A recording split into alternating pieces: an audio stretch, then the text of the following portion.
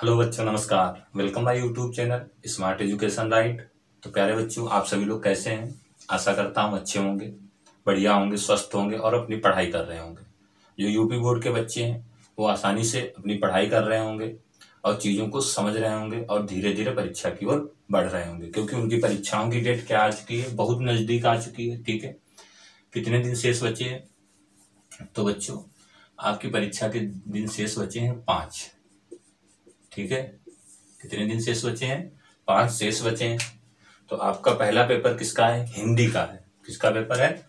हिंदी का पेपर है। ठीक है बच्चों, तो उसी से आज हम क्या करते हैं कि एक बायो का टॉपिक लेकर आए हैं, यानी कि फ्लावर का है, स्ट्रक्चर ऑफ फ्लावर, यानी कि पुष्प की संरचना। ठीक है, पुष्प की संरचना यानी पुष्प होता क्या है, पुष्प में कितने भाग होते हैं, या पुष्प किसे कहते हैं, ये क्या होता है क्या नहीं, इसके बारे में हम पूरी जानकारी आपको प्रोवाइड करेंगे। ठीक है बच्चों, तो वीडियो को ध्यान से देखते रहना और आगे बढ़ते रहना। ठीक है, तो पुष्प यानी कि एक पुष्प वृंत हो गया, पुष्पासन हो गया, बाह्य दल पुंज हो गया, बीजांड हो गया, पराग कोश हो गया, पुंकेसर, ठीक है, या दल हो गया, दल पुंज हो गए, वर्तिकाग्र, वर्तिका और अंडाशय और स्त्री केसर। ठीक है, सबके बारे में एक एक जानकारी मैं आपको बताते हुए चलूंगा। बड़ा छोटा सा टॉपिक है और बड़ा इंटरेस्टिंग टॉपिक है ये। ठीक है, क्योंकि इसमें से कुछ ना कुछ एक दो क्वेश्चन आने अवश्य है, यानी कुछ भी पूछ सकता है। यानी कि पुष्प की संरचना का सचित्र वर्णन कीजिए, तो पुष्प की संरचना का सचित्र वर्णन आप आसानी से कर सकते हैं, कहां पर क्या होता है, कहां पर क्या नहीं होता है। ठीक है, तो सबसे पहले ये बेटा 4 भागों में बटा हुआ होता है। कितने भागों में बटा हुआ होता है ये इसके 4 भाग होते हैं। कौन कौन होते हैं? जिसको बोलते हैं हमें सबसे पहला जो भाग होता है बाह्य दल पुंज बोला जाता है, बाह्य दल पुंज बोला जाता है। ठीक है, ये भाग हो गया। दूसरा जो भाग होता है जिसको बोलते हैं दल पुंज। ठीक है, तीसरा जो इसका भाग होता है उसको बोलते हैं पुमंग, और चौथा जो भाग होता है उसको बोलते हैं जायांग। ठीक है, ये पुष्प के 4 भाग होते हैं। चारों भागों के बारे में हम बता देंगे आप सभी को, क्या क्या होते हैं और क्या क्या नहीं होते, उसके अंदर के भाग कौन कौन से होते हैं। ठीक है, अच्छा, पुष्प एक व्रत होता है। क्या होता है? व्रत होता है। पुष्प एक क्या होता है? एक व्रत होता है। ये पुष्प जो होते हैं, हम लोग जिनको महकते या सूंघते हैं, ये एक प्रकार की क्या करते हैं, गंध छोड़ते हैं। यानी कि इनकी जो गंध होती है वो हमें क्या करती है, आकर्षित करती है।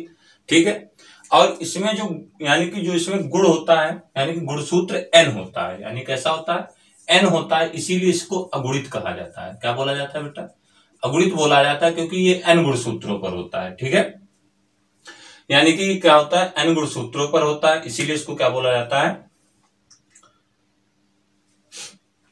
N गुणसूत्र कहा जाता है। ठीक है, तो ये कैसा होता है, यानी कि पुष्प जो होते हैं वो गंध छोड़ते हैं, और गंध को ये गंध ही आकर्षित करते हैं। ठीक है, गंध को ये क्या करते हैं, हम लोग आकर्षित करके इनकी ओर मोहित हो जाते हैं। ठीक है, तो अब हम बात करते हैं कि देखो, अच्छा, जायांग, जायांग के कितने भाग होते हैं? 3 भाग होते हैं। जायांग के कितने भाग होते हैं बेटा?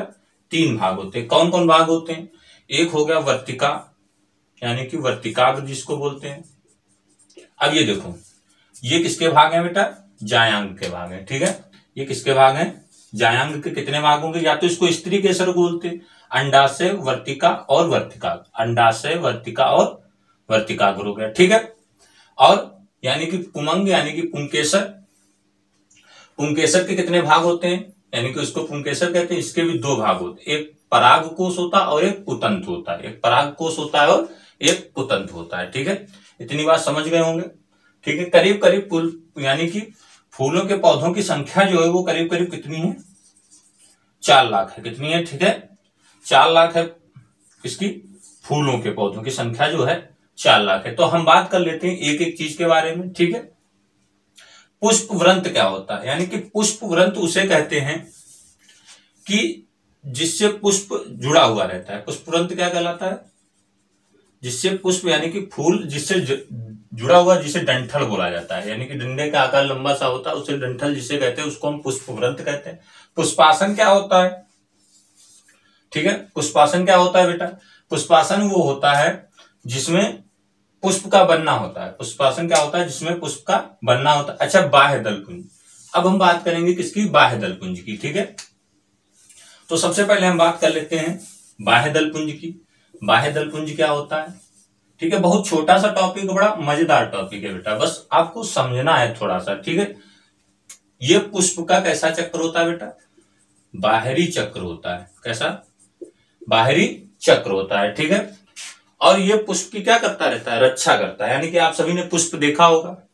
ठीक है, इनका जो पुष्प का बाहरी चक्र होता है ये कैसा होता है?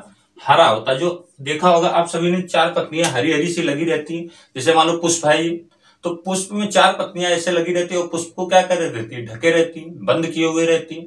ठीक है, पुष्प की यानी कि क्या करती है? रक्षा करती रहती है। ठीक है, तो इसका कार्य क्या होता है? बाह्य दलपुंज का पुष्प के चारों यानी कि बाह्य चक्र होता है, और ये पुष्प की क्या करता है? रक्षा करता है। ठीक है, एक चक्र ये हो गया, समझ गए होंगे आप सभी लोग।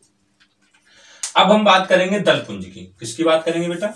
दलपुंज की। नंबर 2 पॉइंट कौन सा है? दलपुंज। ठीक है, दलपुंज क्या होते हैं? ये बाह्य दलपुंज के भीतर होते हैं। ये किसके होते हैं? बाह्य दलपुंज के भीतर स्थित होते हैं। स्थित होते हैं। इसकी इकाई यानी कि जो इसकी इकाई होती है, इकाई को क्या बोला जाता है? दल कहा जाता है। इसकी इकाई को क्या होता है? यानी कि दल कहा जाता कहते हैं। ये किसको, यानी कि जो कीट होते हैं बेटा, कीटों को परागण के लिए, कीटों को परागण के लिए क्या करते हैं? आकर्षित करते हैं। यानी कि दलपुंज का कार्य क्या होता है? जो दल होते हैं ये कीटों को परागण के लिए क्या करना होता है? इनका कार्य कीटों के परागण को आकर्षित, कीटों को परागण के लिए आकर्षित करना होता है। आसानी से समझ गए होंगे, आपके एग्जाम में आएगा, आसानी से लिख लेंगे। ठीक है बेटा, आगे हम बात करेंगे किसकी? पुमंग की। पुमंग क्या होते हैं? ठीक है, बड़ा इंटर वालों के लिए इंपॉर्टेंट टॉपिक हो कि पुमंग क्या होते हैं। ठीक है, पुमंग क्या होते हैं बेटा? अब हम बात करेंगे पुमंग की। देखो ये दिखाई दे रहे हैं पुमंग, यानी कि पुमंग के कितने भाग होते हैं? 2 भाग होते हैं, जिसको परागकोश और पुतंतु कहते हैं। यानी कि देखा होगा आप सभी ने, अगर पुष्प देखा होगा तो पुष्प में के साइडों से अलग अलग से लंबी लंबी जो कलियां ऐसी जाती है, उन्हीं को हम क्या बोलते हैं? लंबी लंबे, जैसे गुड़हल में लंबे लंबे पीले पीले से होते हैं, उन्हीं को हम पुतंत या परागकोश कहते हैं। यानी कि परागकोश में क्या होता है? ये हो गया इसका परागकोश, लंबी लंबी सी होती है इनमें। पुतंत यानी जिससे परागकोश क्या होता है? जुड़ा हुआ होता है। जिससे परागकोश क्या होता है बेटा? जुड़ा हुआ होता है, उसको हम परागकोश यानी पुतंत कहते हैं, या पुमंग इनको बोला जाता है। ठीक है, यह दलपुंज के भीतर की ओर स्थित चक्र है जो पुमंग कहलाता है। किसके अंदर होता है? ये स्थित होता है दलपुंज के अंदर। किसके अंदर? दलपुंज की ओर स्थित चक्र होता है। ठीक है, इतनी बात समझ गए होंगे। जिसमें क्या होता है? इसको नर जननांग कहते हैं। इसको क्या बोला जाता है? नर जननांग बोला जाता है। ठीक है, क्या बोला जाता है बेटा? नर जनन अंग, या तो कह सकते हैं दलपुंज के अंदर स्थित होता है, इसीलिए इसको क्या बोला जाता है? नर जनन अंग बोला जाता है। ठीक है, नर जनन अंग पाया जाता है जिसमें पुंकेसर उपस्थित होते हैं। जिसमें क्या उपस्थित होती है? पुंकेसर उपस्थित होते हैं। ठीक है, ये भी समझ गए होंगे। इसके कितने भाग होते हैं? 2 भाग होते हैं। कौन कौन होते हैं? जिसको बोलते हैं हमें परागकोश, और दूसरा भाग क्या कहलाता है बेटा? पुतंतु कहलाता है। ठीक है, और इसमें स्थित क्या होते हैं? ये नर जनन अंग होता है, इसमें पुंकेसर स्थित होते हैं। ठीक है, यहां तक समझ गए होंगे। अब हम बात कर लेते हैं चौथे पॉइंट की। किसकी बात कर लेंगे? चौथे पॉइंट की, जो हमारा जायांग है। क्या है? जायांग है। ठीक है, यह पुमंग के भीतर पाया जाता है। अब ये किसके भीतर पाया जाता है?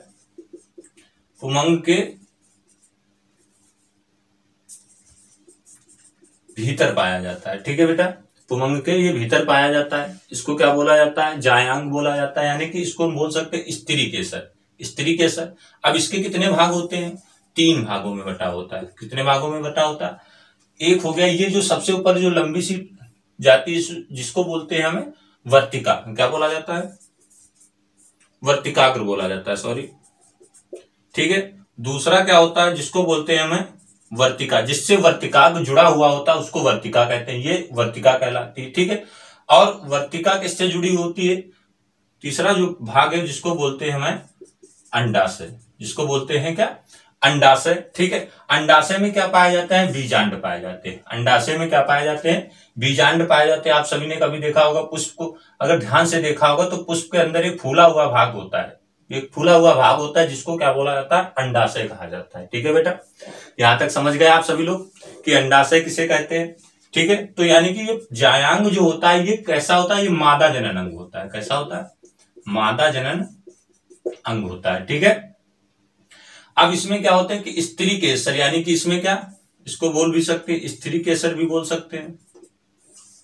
किससे किससे मिलकर बना होता है? वर्तिकाग्र, वर्तिका और अंडाशय से मिलकर के किसका निर्माण होता है? स्त्री केसर का निर्माण होता है। यानी कि इसके कितने भाग होते हैं? 3 भागों में ये बटा हुआ होता है, ठीक है। तो यहां तक आप लोग समझ गए होंगे कि पुष्प की संरचना कैसी है, बड़ी सरल है, बड़ी आसान होते हैं। अब यानी कि ये इसके क्या होते हैं? दल पुंज होते हैं, जो अलग अलग लगे हुए होते हैं, और इसके भाग क्या कहलाते हैं? दल कहलाते हैं, ठीक है। यानी कि पराग कोष पुतंत्र किसे कहते हैं? पुंकेसर, पुमंग। यानी कि पुमंग कौन सा होता है? पुष्प का नर जनन अंग होता है, और स्त्री केसर क्या होता है? ये मादा जनन अंग होता है, ठीक है बच्चों। अब देखो जननांगों के आधार पर, जननांगों के आधार पर बेटा, तो आप सभी लोग वीडियो को शेयर करते रहिए और वीडियो को लाइक भी करिए और चैनल को सब्सक्राइब भी करिए, ठीक है। बताइए कि कैसा टॉपिक लगता है आपको, ठीक है बेटा। तो ये इंटर के लिए बड़ा इंपॉर्टेंट टॉपिक है और इंटरेस्टिंग इंपॉर्टेंट बहुत है, ठीक है बेटा। तो हम बात कर लेते हैं कि जननांगों के आधार पर पुष्प कितने प्रकार के होते हैं। यानी कि आधार पर, जननांगों के आधार पर जो होते हैं पुष्प, ठीक है, 2 प्रकार के होते हैं। कितने प्रकार के होते हैं? 2 प्रकार के होते हैं। कैसे कैसे होते हैं? यानी कि एक लिंगी और दूसरा जो होता है उसको बोलते हैं हम उभयलिंगी। अब एक लिंगी क्या होते हैं और उभयलिंगी में क्या होता है, ठीक है। यानी कि एक लिंगी में क्या होता है बेटा? जब पुंकेसर और स्त्री केसर में से, ठीक है, जब पुंकेसर और स्त्री केसर में से कोई एक उपस्थित हो, कोई एक उपस्थित हो, तो उसको क्या बोला जाता है? एक लिंगी बोला जाता है। क्या बोला जाता है? एक लिंगी बोला जाता है। अब जैसे में क्या हो जाएगा? जैसे में हो जाएगा यानी कि तरबूज हो जाएगा। क्या हो जाएगा? तरबूज हो जाएगा, ठीक है। उभयलिंगी में क्या होता है? उभयलिंगी में यानी कि इसमें कौन उपस्थित होगा? पुंकेसर और स्त्री केसर, स्त्री केसर दोनों उपस्थित होंगे, तो यानी कि वो कैसा हो जाएगा? उभयलिंगी हो जाएगा, ठीक है। तो बेटा यहां तक आप लोग समझ गए होंगे। जैसे इसमें कौन आ जाएगा? गुड़हल आ जाएगा, ठीक है। और कौन आ जाएगा? जिसको बोलते हैं हम सरसों आ जाएगा। तो ये तुम्हारे क्या कहलाते हैं? उभयलिंगी कहलाते हैं। यानी कि जननांगों के आधार पर पुष्प कैसे होते हैं बेटा? 2 प्रकार के होते हैं, एक लिंगी और उभयलिंगी। एक लिंगी और उभयलिंगी। यानी कि एक लिंगी में क्या होता है? एक लिंगी में क्या होता है कि जहां पर एक ही, यानी कि जायांग मतलब पुंकेसर और स्त्री केसर में से कोई एक ही स्थित हो, पुंकेसर और स्त्री केसर में से कोई एक ही स्थित हो, ठीक है। और उभयलिंगी क्या होते हैं? यानी कि पुंकेसर और स्त्री केसर दोनों स्थित हो, ठीक है बेटा। तो ये थी कुछ पुष्प की संरचना। आशा करता हूं आप लोग बड़ी आसानी से समझ गए होंगे कि स्त्री केसर के कितने भाग होते हैं। 3 भाग होते हैं। अंडाशय, जो फूला हुआ वाला भाग होता है उसको अंडाशय कहते हैं। उसी में क्या पाए जाते हैं? बीजांड पाए जाते हैं। उसी में क्या पाए जाते हैं? बीजांड। वर्तिका क्या होती है? वर्तिका अंडाशय से जुड़ा हुआ भाग होता है, जो बीच का हिस्सा होता है उसको वर्तिका कहते हैं। वर्तिकाग्र क्या होता है?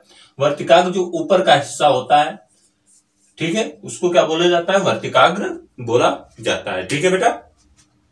तो ये था यानी कि स्ट्रक्चर ऑफ फ्लावर के बारे में। इंटर के लिए बड़ा इंपॉर्टेंट टॉपिक है, ठीक है बेटा।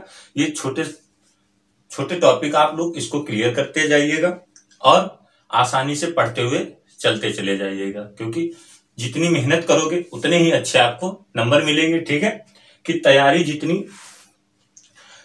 जितनी मजबूत होती है, यानी कि कहते हैं कि तैयारी जितनी मजबूत होती है, ठीक है, तो सफलता उतनी आसान मिलती है, ठीक है। सफलता उतनी आसान मिलती है, ठीक है। तो तैयारी आपको क्या करना है? तैयारी अपनी मजबूत करके हुए रखना है, ठीक है बेटा। तो ठीक है, आज के लिए इतना ही। इंपॉर्टेंट टॉपिक था, आपको मैंने समझा दिया, समझ में आ गया हो तो वीडियो को लाइक करिएगा, शेयर कीजिएगा और चैनल को सब्सक्राइब जरूर कीजिएगा। जय हिंद, जय भारत। पढ़ते रहिए, मुस्कुराते रहिए।